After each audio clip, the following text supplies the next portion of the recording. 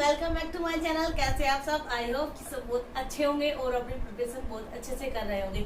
आज बहुत सब लोगों का डाउट था कि आप इतना एनर्जेटिक कैसे रहते हैं, इतना पॉजिटिव कैसे रहते हैं, इतना एक्टिव कैसे रहते हैं और वो भी ड्यूरिंग मतलब प्रीलिम्स एग्जाम। तो चलिए आज इसी टॉपिक पे बात करते हैं। और इस चीज को जो मैं आज आप लोगों के साथ शेयर करने वाली हूँ, मैंने खुद के साथ प्रैक्टिकली करके देखा है। मतलब जब मैंने सुना इधर उधर से, जैसे किसी भैया ने बताया, फिर किसी टीचर ने बताया, फिर किसी और ने बताया, क्योंकि देखो कोई भी इंसान अपनी माँ के पेट से सीख के पैदा नहीं होता है। सब कुछ यहीं पे सीखता है एक दूसरे से और आगे उसको डिलीवर करता है। जो टीचर्स आज हमें पढ़ा रहे हैं वो भी पहले पढ़ के आए हैं। ऐसे ही मैं हूँ, पहले मैंने चीजें कहीं कहीं से अलग से सीखी है जिनको मैं आज आप लोगों को डिलीवर कर रही हूँ। तो जब मैंने सुनी ये बातें तो मुझे बिलीव नहीं हुआ और मैंने इनको प्रैक्टिकली करके देखा। कुछ टिप्स ऐसे हैं जो मैं आप लोगों के साथ आज शेयर करूंगी, जिनको करके मुझे लगता है आपको 80% बेनिफिट अवश्य होगा अगर आप उनको फॉलो करेंगे। तो चलिए बात करते हैं। सबसे पहला, आपका जो स्टडी रूम हो वो सेपरेट होना चाहिए। मान लिया कि आप गांव में रहते हो या फिर आप कहीं पे भी ऐसे हो कि आपके एक ही रूम है, क्योंकि हम लोग भी पहले कोलकाता रहते थे तो हमारे पास 1 रूम और एक हॉल था।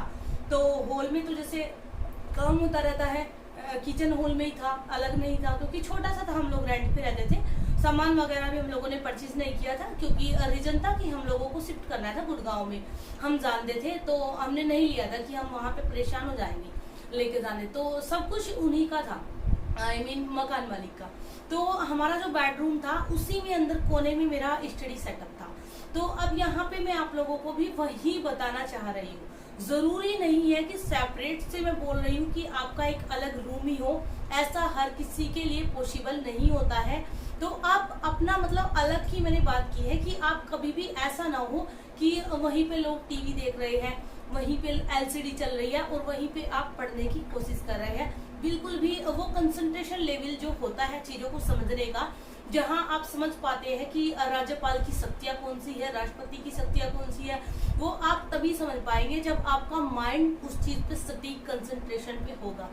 और जब आप तुलना करेंगे, जब आप पढ़ेंगे राष्ट्रपति को तो साथ में आप राज्यपाल को भी पढ़िए, और जब कंपेयर करेंगे तो आपके अंदर वो जो टॉपिक है इतनी क्लैरिटी से बैठ जाता है कि फिर उनसे रिलेटेड कोई भी क्वेश्चन आ जाए, मुझे नहीं लगता कि छूटना चाहिए। क्योंकि सबको पता है यूपीएससी की तैयारी कोई 11th 12th का बच्चा नहीं कर रहा है।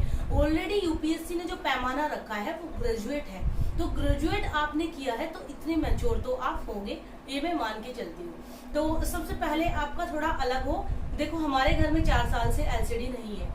हम लोगों को 4 साल हो गए होंगे कोई मूवी देखे बिना, या फिर कोई सॉन्ग कौन से न्यू निकलते हैं, हम बस जो इंस्टाग्राम पे जो लोग फेमस होते हैं सोशल मीडिया पे, उसका भी हमें न्यूज से पता चलता है कि ये चीज ट्रेंड में है। जैसे कुछ चल रहा था ना कच्चा बादाम, तो हमें वो न्यूज से पता चला कि ये चीज कोई ट्रेंड में है, ये फेमस हो रही है। उसके बाद मैंने उसको सर्च किया कि अच्छा ये कोई बंगाल का था, ये गाना गा रहा था, अनदर नहीं। तो सबसे पहले आप अपने माइंड में एक चीज बिठा ले कि फालतू का कबाड़ा आपको अपने दिमाग में बिल्कुल नहीं रखना है। अगर आपका कोई गोल है तो आप उस पर फोकस रहे। फालतू की जो न्यूज होती है और फालतू की जो बातें होती है उनसे आप अलग सेपरेट हो जाए। सेपरेट का मतलब है सबसे अलग कट जाए बिल्कुल। मतलब आप ये मान के चल लीजिए कि आपको अपने 2 साल अपनी ओनली डेडिकेटेड स्टडी को देने हैं। हाँ चिल कीजिए, उसके लिए फ्री है, क्योंकि रोबोट बन के पढ़ाई नहीं होती है। मैंने खुद बहुत मैं मस्ती करती हूँ, हम लोग घूमने भी जाते हैं, मॉल भी जाते हैं, लेकिन कबाड़ा दिमाग में नहीं रखते। वहां से के भी मैं कुछ सीखने की कोशिश करती हूँ। जैसे कोविड के दौरान मैंने बहुत सारी चीजें सीखी। सोशल डिस्टेंसिंग जिसको बोलते हैं, तो देखा कि सोशल डिस्टेंसिंग के नाम पे ज्यादा हो रहा है, तो कुछ चीजें बाहर जाके भी आपके सीखने की होती है। क्योंकि मेरा ऑप्शनल सोशियोलॉजी था तो मैंने हर जगह उसको अटैच किया है। अगर हम लोग स्टेशन पे गए तो वहां पे मेरी लोगों पे नजर रहती थी कि कौन भिखारी क्या बोल के मांग रहा है। तो उस चीज को आप अपनी स्टडी में रियलाइज कर सकते हैं। सेकंड चीज मैं बोलूंगी आपको, बेड पे बैठ के कभी भी स्टडी ना करें। उसमें आपके लिए 2 नुकसान होते हैं। पहला, आपका बॉडी पोस्चर ऐसे होता है कि आप कहीं ना कहीं लंबे टाइम तक ऐसे बैक पेन के शिकार हो सकते हो। और सेकंड चीज ये है कि आपका जो कंसंट्रेशन लेवल है वो कम हो जाता है। और जब मैंने ये चीज सुनी थी तो फिर मैंने सोचा कि ऐसा नहीं होगा, मतलब उससे क्या इफेक्ट है। तो मैंने 10-12 दिन स्टडी मतलब अपनी बेड पे बैठ के की। तो मैंने खुद में ये रियलाइज किया कि मेरा वो कंसंट्रेशन है ही नहीं। बुक मेरे सामने है और मैं अपने हस्बैंड के साथ बातें कर रही हूँ, बुक मेरे सामने है और मेरा दिमाग कहीं हो रहा है कि घर पे क्या हो रहा था। तो वो चीज आपको रियलाइज कर लेनी है बिल्कुल भी, कि आपको बेड पे बैठ के हो सकता है आधा घंटा 15 मिनट अगर आपको पढ़ना है तो आप पढ़ सकते हैं, बट उसके अलावा बिल्कुल भी पढ़ाई ना करें। उसके बाद आता है आपका जो प्लेस है, यानी आपका रूम है या आपका कुछ भी एरिया है।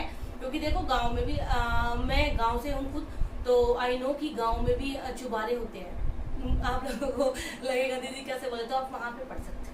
और गांव में क्या होता है, शाम को छतों पे हवा आ जाती है तो वहां पे बैठ के पढ़ सकते हो। गांव में नीम होते हैं, उनके नीचे बैठ के पढ़ सकते हो।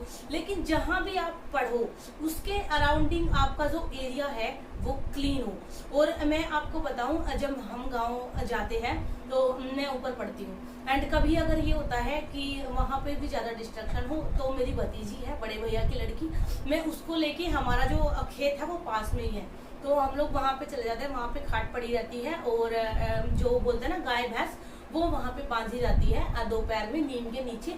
तो हम लोग वहां जाके बैठ के पढ़ते हैं, क्योंकि वो भी बहुत इंटेलिजेंट है, छोटी है अभी 5th क्लास में है, लेकिन वो बैग लेके कि आंटी पढ़ेगी तो मैं भी पढ़ूंगी। तो वो चीज होती है। तो आप अपना जो प्लेस है उसको थोड़ा मतलब पॉजिटिव और क्लीन रखें। उसके बाद थर्ड चीज आती है ज्यादा बुक्स। इस चीज को मैंने खुद रियलाइज किया है, जब तक आपकी स्टडी टेबल सेट नहीं होगी तब तक आपका कंसंट्रेशन लेवल इतना बन ही नहीं सकता। मैंने देखा है चट्टे लगा के रखते हैं बुक्स को कि दिखाना है। मेरी सारी बुक्स, सबको देख के मेरी टेबल लगेगा कि 2 बुक से पढ़ाई करते हैं, क्योंकि लेकिन मेरी बुक्स भरी पड़ी है। जो सेकंड रूम वाली हमारी कबर्ड है कपड़ों वाली, उसका भी एक साइड का हिस्सा बुक से भरा है। मतलब 3 साइड वालों में हम कपड़े रखते हैं, बाकी सब बुक से भरा है। तो कभी भी बुक को फैला कर ना रखें बिल्कुल भी, और बुक को हमेशा आप सहेज कर रखेंगे, उससे आपका एनर्जेटिक लेवल जो है वो बना रहता है। क्योंकि आधी से ज्यादा एनर्जी तो लोग बुक्स को देखने में वेस्ट कर देते हैं, आधी से ज्यादा एनर्जी फिर यूट्यूब पे शॉर्ट देखने में वेस्ट कर देते हैं, फिर आप में एनर्जी बचेगी कहाँ। मेरे अंदर सारी एनर्जी ओनली मेरी स्टडी के लिए रहती है। मैं शॉर्ट कभी नहीं देखती, मैं यूट्यूब पे फालतू की वीडियोस कभी नहीं देखती, मैं नीचे कभी नहीं घूम के आती ऐसे फालतू में। अगर मुझे मॉर्निंग वॉक करना है वो बात अलग है, लेकिन ऐसे कि जाके लेडीजों में गप्पे लड़ा रही है। और मैं बुक्स वगैरह बहुत कम रखती हूँ, तो मेरी एनर्जी जो है वो बची रहती है। क्योंकि हमारे माइंड की भी एक कैपेसिटी है, वो कितना गेन करेगा, है ना। कुछ बच्चे होते हैं 15-15 घंटे पढ़ के दिखाते हैं, बिलीव मी, एक दिन पढ़ते हैं। मैं कभी नहीं मान सकती कि कोई 15 घंटे डेली पढ़ सकता है, ओनली 15 दिन भी। और मैं चैलेंज देती हूँ, कोई 15 दिन 15-15 घंटे लाइव पढ़ के दिखाए। आपको ब्लॉग में दिखाया जाता है ओनली 1 डे। तो फेक मतलब एक जो यूपीएससी का हवा बना के रखा है कि 15 घंटे पढ़ना है, ऐसा बिल्कुल नहीं होता। 6 घंटे भी अगर आप प्रॉपर कंसंट्रेशन से पढ़ते हैं, अगर प्रॉपर क्वांटिटी से, तो 1 साल में आपकी प्रिपरेशन बहुत अच्छे लेवल पे चली जाती है। और अगर आपके पास 8-9 घंटे मिल जाते हैं तो बहुत ज्यादा बेनिफिट है। लेकिन वो प्रोडक्टिव स्टडी हो, वो ये ना हो कि आपने बुक सामने रखी है और आपका माइंड इधर उधर घूम रहा है, फिर तो आप जहाँ हो वहीं रहोगे। उसके बाद बात आती है ऑर्गेनाइज योर स्टडी प्लेटफॉर्म। हमेशा अपने स्टडी प्लेटफॉर्म को आप ऑर्गेनाइज करके रखेंगे। आपको पता होना चाहिए कि किस साइड में कौन सी चीज है, किसकी जरूरत है, किसकी नहीं है। जैसे अभी मेरा जो पहले आप लोगों ने देखा होगा, जब से मैंने वीडियो बनाना स्टार्ट किया है 3 बार मेरी स्टडी टेबल चेंज हो चुकी है। मेरा प्लान, मेरी स्ट्रेटजी कभी चेंज नहीं होती, अगर कोई दिक्कत हो जाए तो होती है, वरना मेरा स्टडी सेटअप चेंज होता रहता है। उससे क्या होता है, न्यू जैसे होता है ना, माइंड में न्यू पॉजिटिव एनर्जी आ जाती है। और मैं इसको चेंज इसलिए करती हूँ क्योंकि जब मैं पहले आप लोगों से मिली फर्स्ट टाइम, तो तब मैं मेंस की तैयारी कर रही थी, तो तब इस पे आंसर राइटिंग वगैरह की और यहाँ पे ऑप्शनल के नोट्स थे। बट जब मैंने प्री की तैयारी करी तो यहाँ पे सारे प्री के जो मटेरियल करना था वो आ गया। बट अभी हमारे एग्जाम में ओनली 18-19 दिन है, 19वें दिन तो एग्जाम ही है। तो उसके लिए अब मैंने यहाँ पे ओनली उनको लगाया जिनको मुझे रिवीजन करना है। मोस्ट इम्पोर्टेंट चीजें हैं, और प्रीलिम्स का जैसे प्रीवियस क्वेश्चन हो गए, एंड एनसीईआरटी का सार बुक हो गई, और स्पेक्ट्रम हो गई, पॉलिटी की बुक हो गई, ये सब ऑलरेडी रहता है बस। तो ये चीज आपने समझ ली कि ऑर्गेनाइज रखे, फैला के ना रखे। उसके बाद वाटर बोतल को आप अपनी टेबल पे रखिए। होता क्या है, आप उठेंगे पानी पीने, बीच में आपको कोई किचन में मिल गया, उससे बातचीत शुरू हो गई, कब आपकी एनर्जी 10 मिनट वेस्ट हो गई पता नहीं चलता। तो उससे अच्छा है कि आप अपनी वाटर बोतल को साथ में रखें और हर आधे घंटे या 1 घंटे में, आधे घंटे में ही मैं तो बोलूंगी, क्योंकि गर्मी इतनी ज्यादा है, आप हर 15 मिनट बाद पानी पियेंगे तब भी अच्छा है। जितना हाइड्रेट रहेंगे उतना ही अच्छा होगा। तो उससे क्या होता है, जैसे आप और लोगों से बात करते हैं तो एनर्जी वेस्ट होती है। मैं बोलूंगी अगर आप यूपीएससी एस्पिरेंट है और आपको अच्छे से पढ़ना है तो बोलिए कम, सुनिए ज्यादा। जो फालतू के लोग होते हैं उनकी ओनली सुन लीजिए, निकल जाइए। ज्यादा उनके साथ बात करके आपको अपनी एनर्जी वेस्ट करनी है बस। और तो उसके बाद बात करते हैं डिस्ट्रक्टिव ना रहे, मतलब किसी भी चीज से आपको डिस्ट्रैक्ट नहीं रहना है। होता क्या है, हम लोग मोबाइल में लग जाते हैं, मैंने देखा है बहुत लोगों को देखा है जो ये एक्सक्यूज मारते हैं। शॉर्ट सेक्शन, मेरा खुद का भतीजा है हमारे घर में, भतीजी बहुत इंटेलिजेंट है, भतीजा अगर शॉर्ट में लग जाए तो कब 2 घंटे निकाल देता है पता नहीं चलता। और मैं आपको अपनी पूरी फैमिली को आपसे मिलवाऊंगी जब हम लोग गाँव में जाएंगे। तो उसके बाद बात आता है पॉजिटिव एटमोस्फेयर। आपका जो एटमोस्फेयर है, यानी आपका जो रूम है या आपका जो एरिया है, उसको आप जितना हो सके पॉजिटिव रखें, उसमें निगेटिव चीजों को कभी ना रखें। और जितना उसको आप ओपन रखें, जैसे चार्ट वगैरह लगाए ठीक है, लेकिन फालतू की सीनरी, फालतू की दीवारों पे अगर है तो उनको हटा दीजिए, मैं आपको बोलूंगी। उससे आपका जो रूम है, मुझे अपने घर के किसी हिस्से में बैठ के स्टडी करने में इतना पॉजिटिव या इतना एनर्जेटिक नहीं लगता जितना यहाँ पे लगता है या फिर बालकनी में लगता है। क्योंकि बालकनी में क्या है, मुझे पता है, मेरे माइंड को पता है कि मुझे उधर नहीं देखना है तो नहीं देखना है। नीचे भले ही किसी का झगड़ा हो रहा है, अगर मैं बोल रही हूँ अपने माइंड को नहीं देखना है तो नहीं देखना है। ये चीज आपके अंदर डेवलप होनी चाहिए।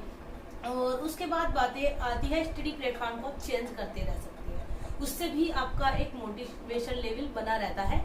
क्योंकि जब हम चेंज करते हैं तो थोड़ा हमें न्यू लगता है, और न्यू चीज हर किसी को पसंद आती है। जब चीजें ओल्ड हो जाती है तो लोग उनसे बोर हो जाते हैं। तो अगर मुझे कभी ऐसा लगता भी है कि मैं थोड़ा बोर हो रही हूँ यहाँ पे पढ़ते पढ़ते 4 घंटे 5 घंटे, तो मैं कुछ नहीं करती, सीधा अपना सेटअप चेंज करती हूँ। इधर का उधर लगा दिया, उधर का इधर लगा दिया, बस स्ट्रेटजी मैंने चेंज नहीं किया, पूरे साल की जो है वही रहती है। और उसके बाद मैं लास्ट में आपको एक बात बोलना चाहूंगी कि पढ़ाई को पढ़ाई मानकर कभी भी ना पढ़े, और एग्जाम पास करने के लिए सोचकर या फिर कार मिलेगी, बंगला मिलेगा, ये सोचकर तो कभी भी ना पढ़े। आप अपनी पढ़ाई को अपनी तपस्या मानकर पढ़े। जैसे ऋषि मुनियों को आपने देखा होगा कि वो तप करते थे तो एकांत में करते थे, तो वही चीजें आप यहाँ पे फॉलो करें। स्टडी को अपनी तपस्या मानकर पढ़ाई करें, ना कि आप सिर्फ एक एग्जाम पास करने के लिए। देखो मैं अपना बताऊं, मैं इतना एनर्जेटिक मोटिवेटिव इसलिए रहती हूँ क्योंकि मैंने कभी भी ये सोच के पढ़ाई की ही नहीं कि मुझे IAS की परीक्षा को मतलब क्रैक करना है, बिल्कुल भी नहीं। आज आपके सामने सच स्वीकार कर रही हूँ, मैंने ओनली सीखने के लिए, कुछ जानने के लिए, और वो जानते जानते कब मेरे माइंड में ये आ गया कि हाँ मुझे IAS बनना है, मुझे खुद भी नहीं पता चला। तो आपको सबसे पहले कुछ सीखने के लिए, कुछ जानने के लिए सोचना होगा, ना कि सीधा ये कि LBS में जाके क्या क्या खाने में मिलता है। कुछ बच्चों को मैंने देखा है जो मुझसे पर्सनल नंबर पे मैसेज करके पूछते हैं कि LBS में खाने में क्या मिलता है। तो मैं खुद अभी LBS में नहीं गई हूँ, एंड अगर आपके माइंड में ऐसे थॉट्स है तो आप जाके वहाँ पे जो पनीर मिलता है आपके आसपास जो भी रेस्टोरेंट है, आप उसमें जाके उस पनीर को इजीली खा सकते हो। क्योंकि आपके पास अगर एंड्रॉइड मोबाइल है, नेट पैक है, तो इतना पैसा भी होगा कि आप पनीर खा सके। तो आई होप कि आप समझ चुके होंगे, ऐसी मानसिकता के लोग भी है। तो सीधा जो इंटरव्यू भी क्रैक करके सीधा LBS का टिकट लेके जाके सीधा वहाँ पे क्या होता है उस पर डिस्कस करते हैं। खैर जो भी है, सबका अपना अपना लेवल है। तो चलिए सबको thank you, and I hope कि आपको कुछ हेल्प मिली होगी। And now bye, take care, पढ़ते रहिए। और 19 दिन बाद हमारा प्रीलिम्स है, तो जिन बच्चों का प्रीलिम्स है वो अच्छे से तैयारी करते रहिए। और मैं जल्दी ही एक वीडियो बनाने वाली हूँ कि एग्जाम हॉल में आप क्वेश्चंस को कैसे अटेम्प्ट करें, कितने करें और फर्स्ट टाइम क्या करें, तो उस पर एक वीडियो आएगी। And now thanks for watching, keep supporting, keep loving, and bye.